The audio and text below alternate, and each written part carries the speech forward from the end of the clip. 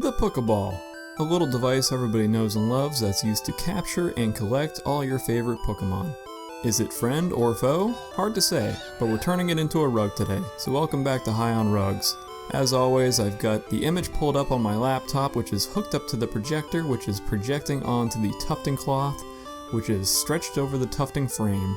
And with all that in place, we can get started tracing out the design right onto the cloth. I just use regular old Sharpie markers, they work really well, and I'm just tracing out every line just so I know where to place my yarn when it comes time for tufting. So just doing the big circle on the outside and the small little shine towards the top, and then of course the button in the middle, which is used to, I guess, release the Pokemon, if you're so inclined, to give them a little fresh air and freedom. And then the rest, the strap across the middle. Pretty simple design overall. I chose the Poké Ball today because I already had all the colors, so I didn't have to go to the store and find all the yarn and stuff like that. I'm calling it sort of a recycling day kind of project. Very quick and easy one, which is quite a relief for me after my last project was a giant Hollow Knight rug that, quite frankly, took forever to make, so I wanted to get a nice, simple project done, give myself something fun and easy to work on. So we're already getting started with the tufting, and of course, as always, I like to start with the black yarn and start doing the outline. Just following the big circle on the outside and then going around a few more times to give it a nice thick black border.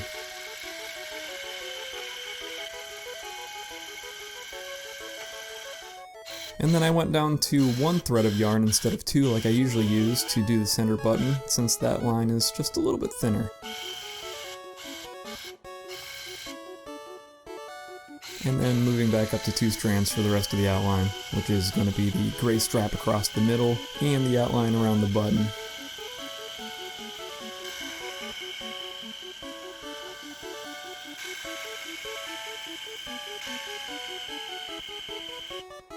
And there's our last line, just the semi-inner circle. Lots of circles in this one, which can be quite tricky to do with a tufting gun, but it's not unheard of. So already we're moving on to the white yarn, and I'm just going to start with this nice little shine spot, the light gleaming off the corner of the Poké Ball. Although it's a circle, so I guess it doesn't technically have a corner, but you get what I mean.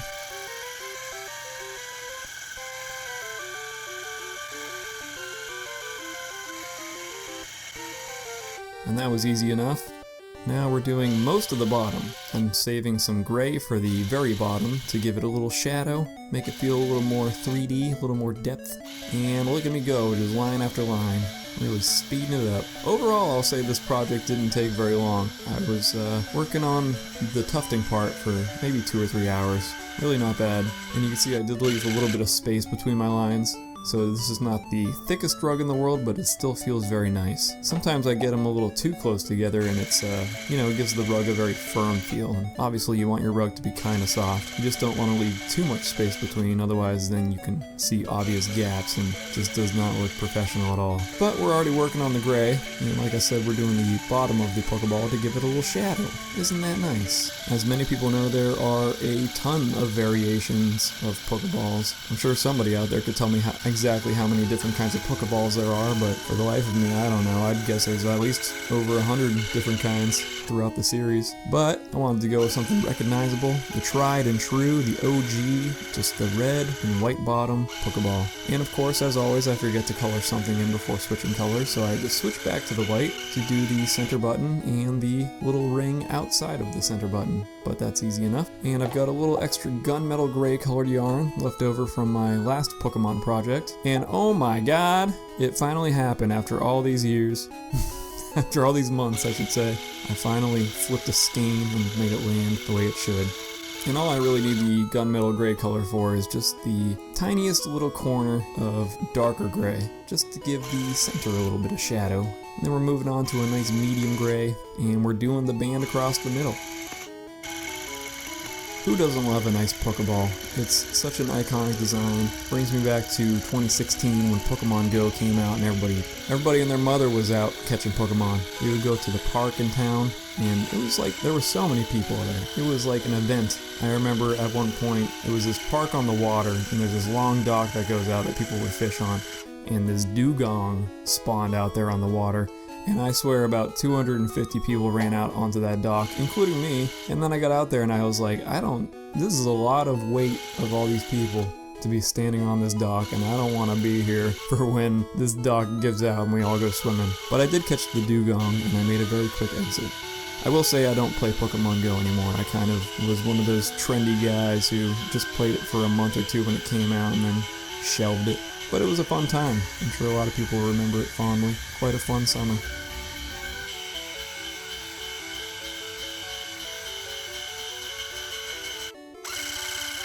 And just like that, the tufting is completed. And now it's time to start gluing it up. Got my bucket of carpet adhesive in hand, and of course I'm using my bare hands like a savage and just smearing on dollop after dollop of carpet adhesive, making sure it gets into every crevice, making sure every thread is absolutely saturated. It's very important, because I've made ones where I didn't glue it as well as I should, and you get a lot of threads pulling out throughout its life. Just pulling off a little lint. And a little fade, and it's about 4 or 5 days later. I got a little busy, but the glue has had plenty of time to dry, and it's time to take it off the rack.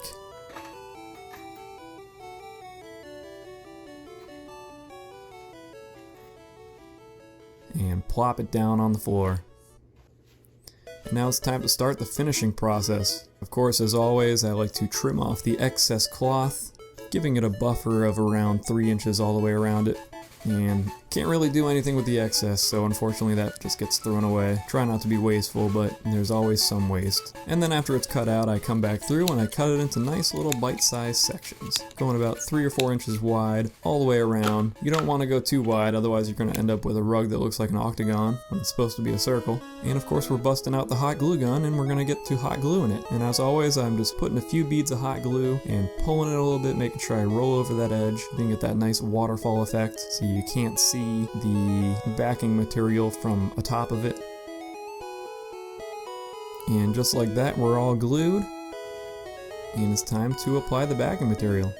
Plop it on down, and I'm using my method of tracing around it with that fat old Sharpie, and then cutting the shape out inside of the Sharpie line. This method works pretty good, but I still end up with a bit of overhang that needs to be trimmed off later. But now it's time to glue the backing material on. I've got a can of spray adhesive and I'm just soaking both sides, starting with the back of the rug and then the back of the backing material. And I make sure I really apply a lot of glue to the border because you don't want that to start peeling off, especially. Then the whole thing can come apart. So I really soak it with glue and I pat it down, and then I peel up the other side and repeat the process.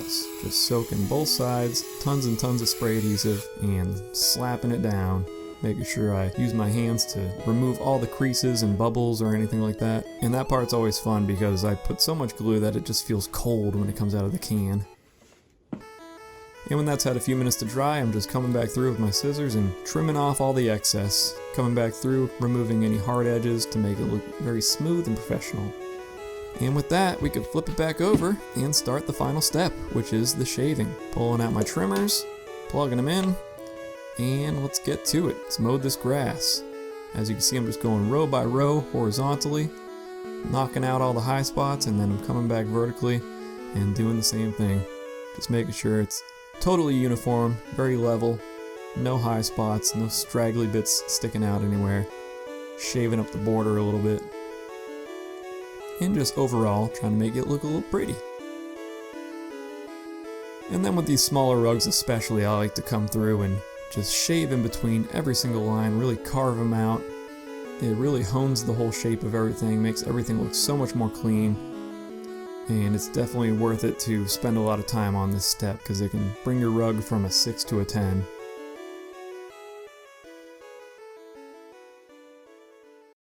And that's it. That's how you make a Poké Ball rug. This was a really fun project. I'm very happy with how it came out. I do have a few gripes here and there. I think my only gripe really is with the center button. It looks a little wonky, I suppose. Maybe I should have gone with 2 strands of yarn and just shaved it down. But other than that, I'm really happy with it. I think it came out very nice. All the lines look pretty clean, and it feels great to stand on, which is, you know, what you really want in a rug. It's kind of the whole point of it. Great little project to put in your game room and tie the whole room together. So, I thank you all for watching. I hope you enjoyed this video.